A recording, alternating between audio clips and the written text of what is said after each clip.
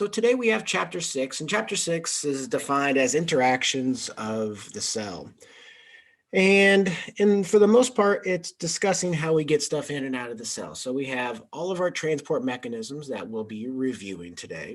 We'll introduce maybe a couple new ones or a couple new names of some ones that you've probably not really talked about before.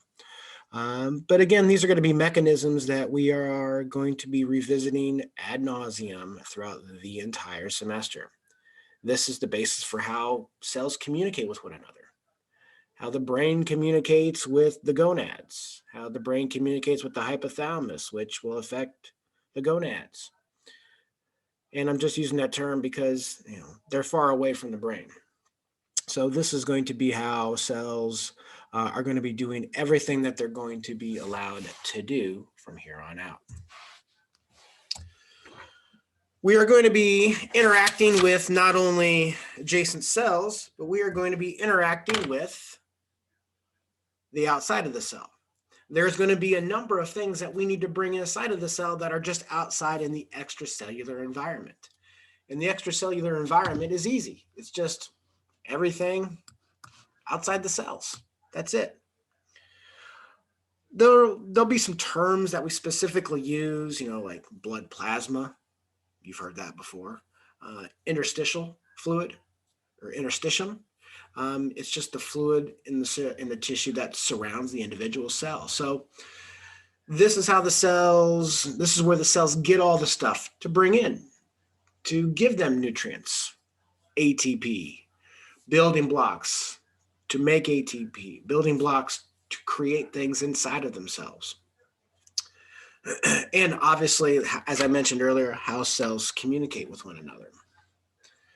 When we look at it, here's those terms. Extracellular component is really only a third, roughly, of the body fluids. Interstitium.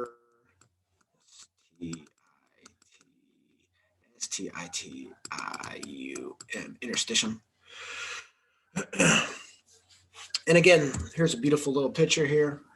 Blood plasma contained in here, and everything here. This is all tissue, right? This is all connective tissue. Okay, we've got wonderful collagen fibers. There's our basement membrane right there. There's our basal group of cells.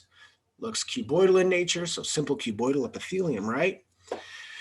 And then we have all of our connective tissue here, kind of loosest in nature. We've got fibers, collagen fibers going in every different direction, a handful of elastic fibers.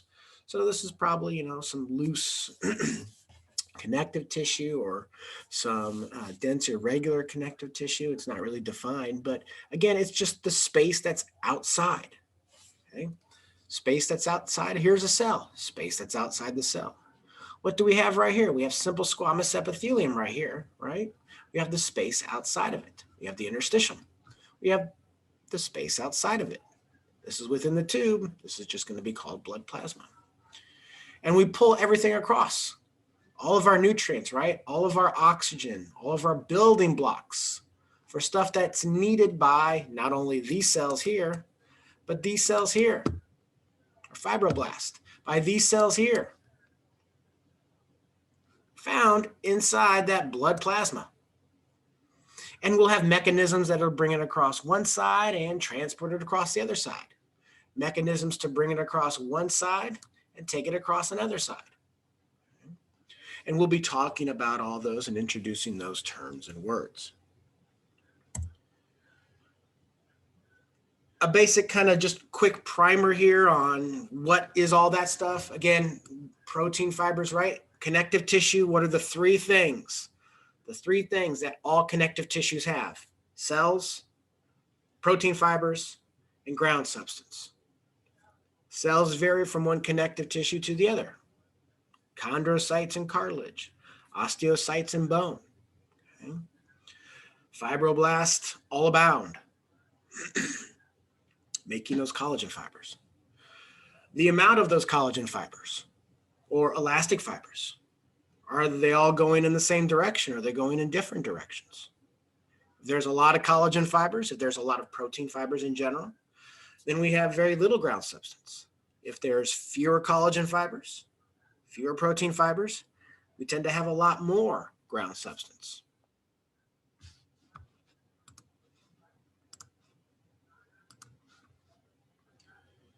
So all connective tissues have those three basic things, and depending upon how much fibers and how much or little ground substance and the type of cells there, get you the specific type of connective tissue. Protein fibers provide a lot of structural support. The ground substance contains a few different things, glycoproteins and proteoglycans. These are going to be communicators.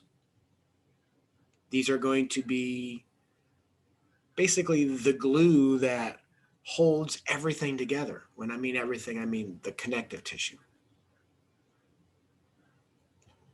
And this connective tissue can be almost like a sponge because there's going to be fluid that's leaving that blood vessel and entering into that interstitial space. It just means within the tissue. We have a number of other things as well, and the book talks about integrins, and I have some functions of it on the next slide. I honestly don't know. Don't worry about it. I'm not going to ask about them. Integrins are there. They do have some unique functionalities. They help to establish polarity of a cell, an apical membrane and a basal membrane. So they do kind of help certain things establish certain transport carriers and transport mechanisms to function properly on one surface and the other surface respectively. But I'm not going to get into integrins. I probably won't ask it at all in the exam, to be honest.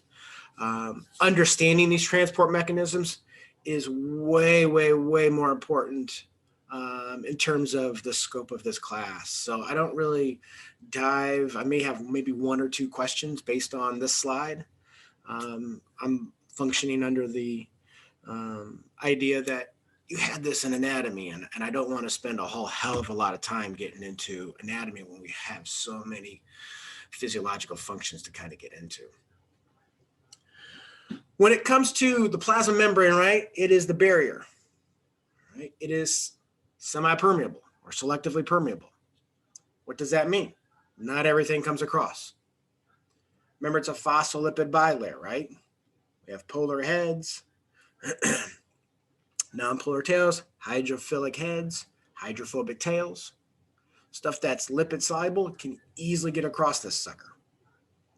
If we have some kind of charge or polarity, or you're not lipid soluble, you don't come across.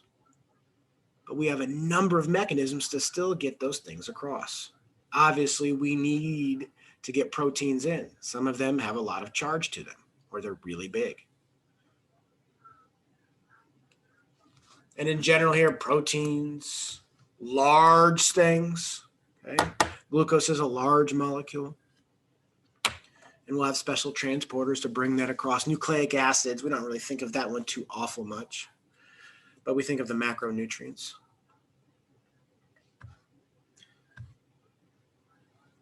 And these are all of our fantastic transport mechanisms. Stuff that's carrier and stuff that's non-carrier. Stuff that needs to have a protein involved in bringing them across. Those would be carrier-mediated transport mechanisms. That's active transport, and that's facilitated diffusion. The book is kind of interesting in how it clumps them all together and groups them up. It groups them up according to whether or not they need a carrier, whether or not they need a protein.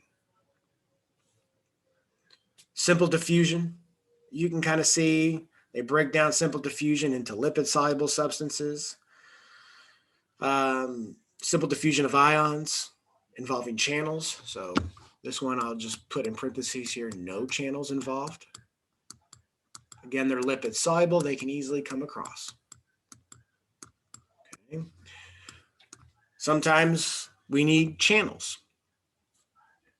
Now, just because we have a protein channel there doesn't necessarily make it facilitated. Although you could argue that it is facilitating, right? Because there is some kind of protein adaptation on the cell membrane surface. that's allowing something to come across. So, I mean, you could argue facilitate, and I could probably buy it. But with these non-specific channels, these are things that are, I'm going to put in parentheses here, these are always open. Open. And these are fantastic things, these always open channels. All right, they're going to help to establish resting membrane potential, which we'll briefly introduce today, and obviously in the next unit, talk about it a great deal more.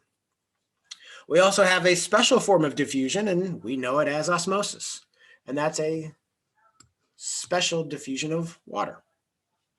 With osmosis, we're going to have some specific channels that aid that process, okay?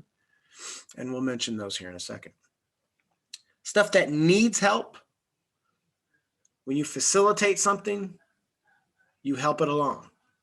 So these are carriers that are specifically bringing specific things across, or I guess a specific shaped substance, okay? Ligand. Okay. Because as long as it fits that protein and docks with it, it'll bring it across. We also have active transport. What's another way, guys, that we can categorize our different transport mechanisms? Energy?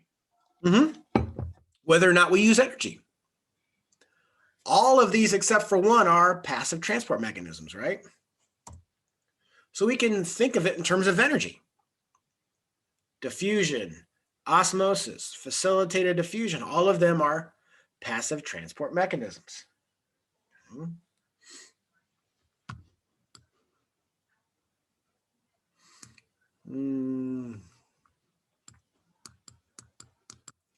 With active transport, we are pumping things against the concentration gradient. So that requires energy. So that's pumping things from low to high. Passive transport mechanisms are all like this, okay? Bringing stuff across, going down the concentration gradient. Diffusion, osmosis, facilitated diffusion. All of those mechanisms are shown over there in that little picture that's on the slide here. Diffusion's number A. B is channels. Diffusion of ions. And C looks at facilitated diffusion right there. Okay. So we could talk about these in terms of the energy that we have to put in. And the only one that really requires that is active transport, where we go against the concentration gradient. But even then, active transport can be subdivided. There are active transport mechanisms where we move a couple things across at the same time. Sometimes they go in the same direction. Sometimes we pump one thing across and one thing out. Another specific type of active transport mechanism. So it's not just active transport anymore. And we'll see this phenomena when we're talking about glucose, moving glucose into cells. They're always an active transport mechanism, usually a secondary active transport mechanism. We'll see a lot of these mechanisms within the blood vessels, especially within the kidney tubules as well.